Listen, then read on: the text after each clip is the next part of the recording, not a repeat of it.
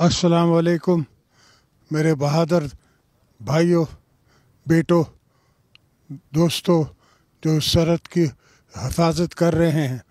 मैं आपसे ये वादा करता हूँ कि ये मेरे बेटों का खून रागा नहीं जाएगा और हम इस खून का खराज लेंगे, इनसे सबसे खराज लेंगे।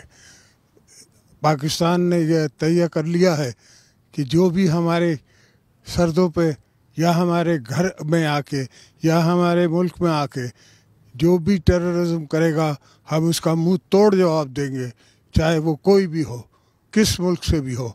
इंशाअल्लाह ताला पाकिस्तान की अवाम, पाकिस्तान की फ़ौज, हम सब एक साथ हैं और इनका हम सब मुकाबला करेंगे इंशाअल्लाह। पाकिस्तान पाइंदाबाद।